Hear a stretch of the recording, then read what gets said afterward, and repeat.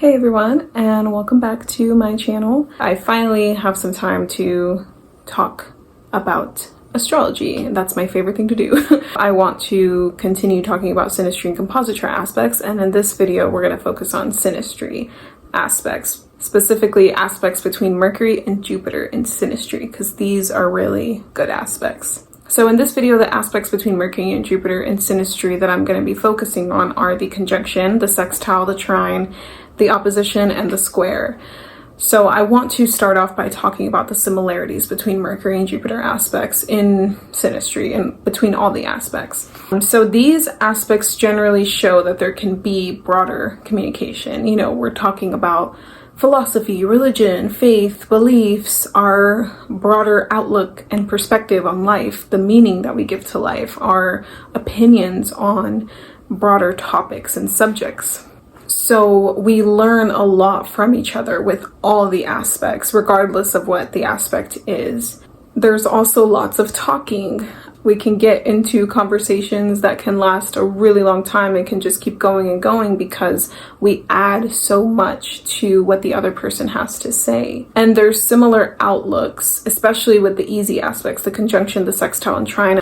There's similar outlooks and perspectives on broader topics like religion, beliefs, culture, our social views. And even if the views are different, like with the square and sometimes opposition, we still learn from each other. We still have something to offer to the other person. There's a really good student-teacher dynamic here, and from what I've noticed and what I've seen in synastry and composite charts and just in my own personal experience with these aspects, I think the Mercury person usually plays the teacher role in this dynamic, in these aspects. And you would think that it would be the other way around, but usually it's the Jupiter person that has that openness, that curiosity, that then prompts the Mercury person to share more about what they know, what they've learned.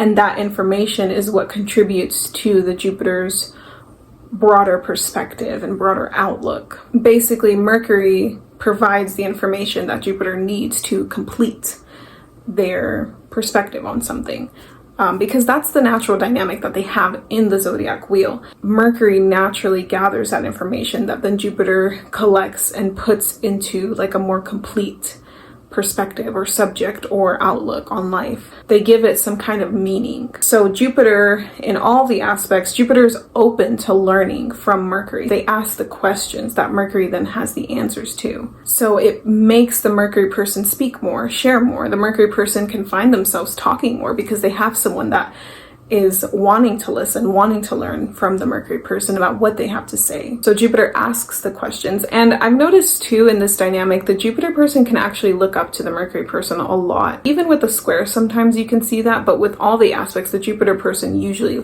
looks up to the Mercury person because they see them as that person that's gonna give them the information they need to help them define their meaning, to help them conceptualize what it is that they believe in or what it is that's going to help them, you know, bring some kind of faith or more validity to what they believe in. And the Mercury person in all the aspects views the Jupiter person as someone that really aligns with them mentally. In these dynamics, again, it's not so much that they're romantic, but there can be a kind of mental kinship, like an intellectual compatibility, like an intellectually stimulating dynamic.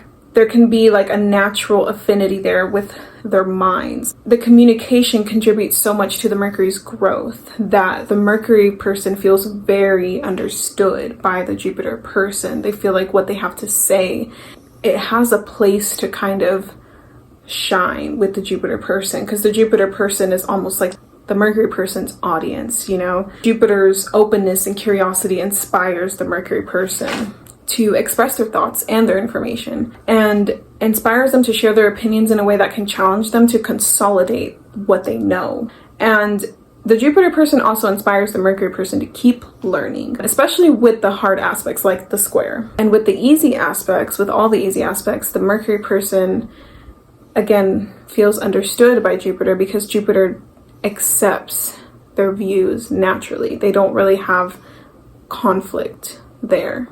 So now I want to talk about some of the more specific differences between the aspects. So I want to start with the square because I've already kind of mentioned how that one's a little different.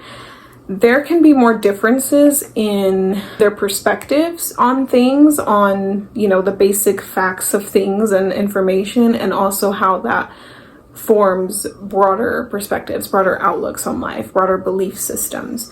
So they learn in different ways, and they also are focused on different things. So just think of, you know, a Virgo and Sagittarius arguing, and that can give you an idea of how the square in synastry can play out between two people. Mercury in Virgo would be focused more on the details, and Sagittarius wants to just bring all subjects together and is very broad-minded and can see Virgo as closed-minded or narrow-minded, and Virgo can see Sagittarius as just overlooking things and not really focused. So Mercury in the square in synastry can be challenged to teach their information and their knowledge in a way that is unusual to them. And Jupiter is challenged to accept views that may not feel like they fully understand or like they even agree with. And again, there can be more frustration with each other's areas of focus, like what we choose to focus on, what we choose to learn about can be a little misaligned, or like we don't know about it, so we don't fully understand it. And maybe we don't fully understand why the other person wants to focus on those things. But there can still be a lot of communication, just like with all the aspects. The square can produce communication as well. But because they don't agree, if they don't try to, I guess, accept the challenge that each other brings to the table and the different outlook that they bring, the communication, although it can be frequent and there can be a lot of it occurring, it might not produce more meaningful discussion. So like we can stay more on the surface of things, or a little bit more shallow, because, or our interpretation of what the other person is saying or how they kind of conceptualize the meaning of their life, we can perceive that as being a little bit shallow, or like it's missing pieces that we would add to that perspective. But again, it's just that we have a different way, a different approach of learning and of communicating these things and of like forming the information into our perspectives. The depth to which we understand a certain topic, we might feel like that's not fully absorbed by the other person. But in itself, it's still not even a bad aspect, because it can produce, you know, a lot of communication, a lot of differences in ideas that we can still learn from. Unless we have other really hard aspects from Mercury to another planet, this one in itself isn't a bad aspect. Like, it's not something that I think would keep two people from thinking that they shouldn't learn from each other, or shouldn't communicate, or shouldn't relate with each other in whatever way that they are relating to each other in. Because that challenge and that difference in opinions that we have can still challenge us to grow and to learn more. Now, the opposition is also showing that there's some differences. It's showing that the ways that we learn are different and what we learn are different, but they're complementary. So we actually help each other fill in the gaps in our knowledge. So the Mercury person adds a lot to what the Jupiter person is already seeking knowledge and growth and exploration in. They kind of are someone that comes in and provides a lot of knowledge and information, and the Jupiter person again takes that and makes it something real. It makes it like a whole belief system to put your faith into, and the Mercury person can come to see the Jupiter person as someone that has faith in their ideas and their opinions, which can really help like boost the Mercury person's confidence with what they know and what they believe in. They are learning separately, but they can come together and balance each other's perspective so that each person isn't so far like into their own perspective. It helps them kind of fill in the gaps. Like the Mercury person's missing, you know, a conceptualized version of what they know, and the Jupiter person provides that, and the Jupiter person might be missing some pieces of information regarding what they believe in, what they've learned, and the Mercury person comes in and provides that information to them. Now, the sextile is similar to the opposition in that they're both useful to each other. but they're working together. Whereas the opposition, they're working and learning separately, and then they come together. The sextile, they don't really separate. They're already naturally helping each other and contributing to each other. So it's kind of like they're working alongside each other, when their minds are working together. So the sextile can be more busy, like it's more of like an active engagement when it comes to talking about what we learn and what we believe in. The sextile can even be good for like people who work together, because it can be good for like coming together to create a purpose of something, what we're gonna do. The conjunction is so natural.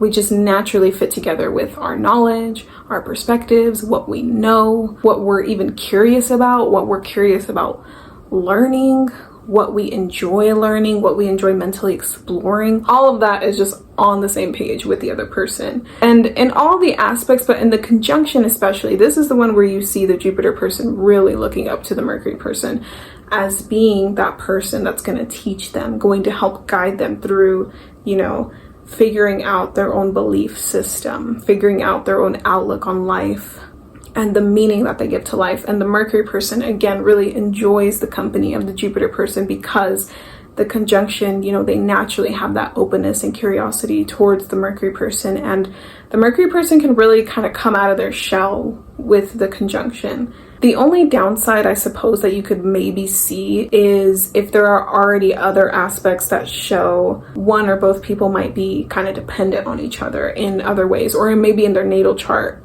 shows like some tendencies towards dependence, then the conjunction can kind of just add to that, where they kind of look to each other for, you know, helping them make decisions on like what they believe or what they should do in life, or what their meaning of life should be, or, you know, they can kind of absorb each other's opinions and belief systems rather than exploring their own for themselves.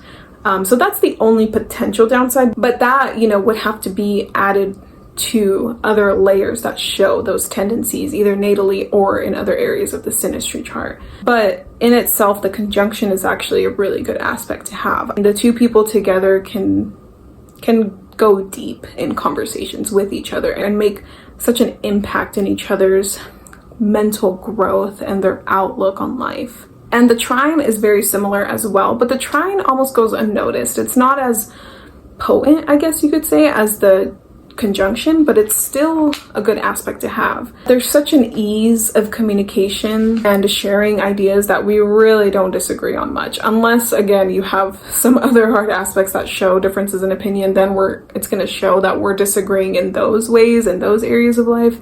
But in general, the trine shows that communication is easy, sharing ideas is easy, agreeing with each other's perspectives is easy, learning from each other is easy.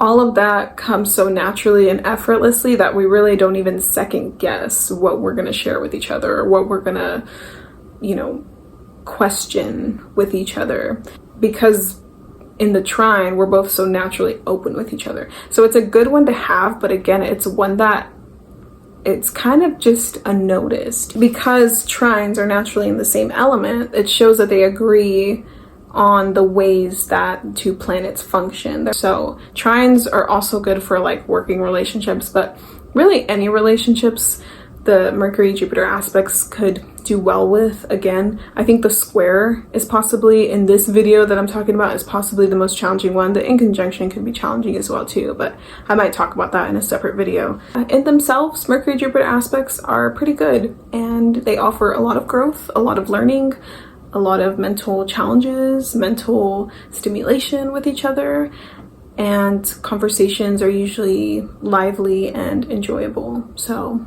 I hope that you found this video helpful. I would love to hear from your guys' experience with Mercury Jupiter aspects and synastry. Thank you for watching. I will see you next time.